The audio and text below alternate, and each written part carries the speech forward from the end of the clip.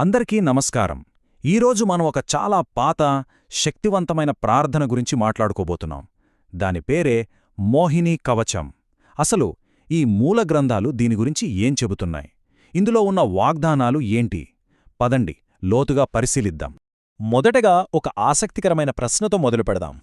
ఒక్కసారి చదివితే చాలంట అన్ని పనుల్లో సక్సెస్, పూర్తి ప్రొటెక్షన్. అసలిది సాధ్యమేనా? వినడానికి చాలా పెద్ద మాటే కదా. మరి ఈ కవచం మూలగ్రంథాలు ఈ ప్రశ్నకు ఎలాంటి సమాధానమిస్తున్నాయో ఇప్పుడు చూద్దాం. సరే, అసలు విషయంలోకి దూకే ముందుగా ఈ మోహినీ కవచం అంటే ఏంటో ఒక చిన్న పరిచయం చేసుకుందాం. ముఖ్యంగా కవచం అనే పదానికి అర్థమేంటో తెలుసుకోవడం చాలా ముఖ్యం. కవచం అంటే సింపుల్గా చెప్పాలంటే ఒక ఆర్మ్డ్ షీల్డ్ లాంటిది. ఒక ఆధ్యాత్మిక ఢాలు అనుకోండి. మనల్ని కంటికి కనిపించని ప్రమాదాల నుండి కాపాడుతుందని ఒక నమ్మకం అన్నమాట. మనల్ని కాపాడే ఒక శక్తి మనతోనే ఉందనే ఆలోచనే మనకు ఎంతో ధైర్యాన్ని ఇస్తుంది కదా. అసలు మ్యాటర్లోకొచ్చేద్దాం. ఈ కవచాన్ని చదవడం వల్ల ఎలాంటి బెనిఫిట్స్ కలుగుతాయని ఈ టెక్స్ట్లో చెప్పారు.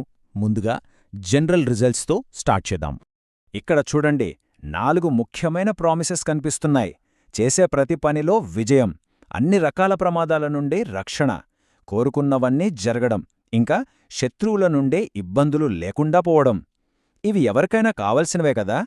మొట్టమొదటిదే అందర్నీ ఎక్కువగా ఆకర్షించేది విజయం. ఏ పని మొదలుపెట్టినా అది విజయవంతంగా పూర్తవుతుందనే ఒక భరోసా ఇవ్వడం ఈ కవచం యొక్క ప్రధాన వాగ్దానాలలో ఒకటి. అంటే మనం చేసే ప్రయత్నానికి ఒక దైవిక శక్తి తోడవుతుందన్నమాట. ఇక్కడే విషయం ఇంకాస్త ఇంట్రెస్టింగ్గా మారుతుంది. ఇదేదో సాధారణ రక్షణ కాదు, చాలా స్పెసిఫిక్గా చెప్పారు.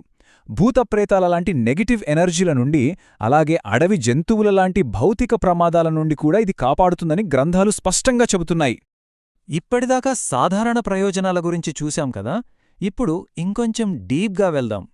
ఏదైనా ఒక స్పెసిఫిక్ గోల్ సాధించడానికి లేదా పర్టిక్యులర్ కోరికలు నెరవేర్చుకోవడానికి ఈ టెక్స్ట్స్ ఎలాంటి పద్ధతులు సూచిస్తున్నాయో చూద్దాం. చూడండి, ఇక్కడొక పర్టిక్యులర్ నెంబర్ కనిపిస్తోంది. 1000 అంటే 1000 సార్లు. ఇది జస్ట్ ఒక వాగ్దానం కాదు, ఒక యాక్షన్ ప్లాన్ అన్నమాట. మనసులో ఒక లక్ష్యాన్ని గట్టిగా అనుకుని దాన్ని సాధించడానికి 1000 సార్లు ఈ కవచాన్ని పఠించాలనేది ఒక క్లియర్ ఇన్స్ట్రక్షన్. ఒక లక్ష్యం కోసం 1000 సార్లు చదవడం ఒక పద్ధతి అయితే, ఇంకో మార్గం కూడా ఉంది. అదే నిత్యపారాయణం. రోజూ చదవడం వల్ల మెల్లమెల్లగా శత్రువుల నుండి వచ్చే ఇబ్బందులు తొలగిపోయి కోరికలన్నీ నెరవేరుతాయని చెప్పబడింది. ఇది కన్సిస్టెన్సీ యొక్క ప్రాముఖ్యతను చూపిస్తోంది. ఇప్పటిదాకా సక్సెస్, ప్రొటెక్షన్ గురించి మాట్లాడుకున్నాం. మరి డబ్బు సంగతేంటి? ఐశ్వర్యాన్ని, సంపదన పొందడానికి కూడా ఈ గ్రంథాలలో ఒక ప్రత్యేకమైన, చాలా నిర్దిష్టమైన పద్ధతిని వివరించారు. అదేంటో తెలుసుకుందాం రండి. ఇక్కడ మనం ఒక ఇంట్రెస్టింగ్ రిచువల్ చూస్తున్నాం. ఇందులో 3 స్టెప్స్ ఉన్నాయి. 1. జిల్లేడు చెట్టు కింద కూర్చోవడం. ఇది ప్రకృతితో కనెక్ట్ అవ్వడాన్ని సూచిస్తుంది. 2. కవచాన్ని జపించడం. ఇది మన స్పిరిచువల్ ప్రాక్టీస్. 3. బ్రాహ్మణులకు భోజనం పెట్టడం, అంటే దానం చేయడం. ఈ 3 కలిస్తే సంపద వస్తుందని చెప్పబడింది. ఇప్పుడు దాకా మనం బెనిఫిట్స్ గురించే మాట్లాడుకున్నాం కదా, కాని అసలు ఆ ప్రార్థన ఎలా ఉంటుంది? ఇదిగో, ఇవి ఆ కవచంలోని మొదటి వాక్యాలు. ఆ ప్రార్థన ఎలా మొదలవుతుందో తెలుసుకోవడానికి ఇదొక చిన్న శాంపిల్ అన్నమాట.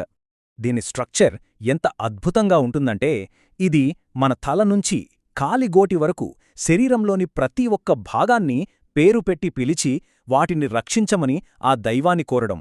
అంటే ఇది మాటలతో మన చుట్టూ మనం నిర్మించుకునే ఒక దైవిక కవచం లాంటిది.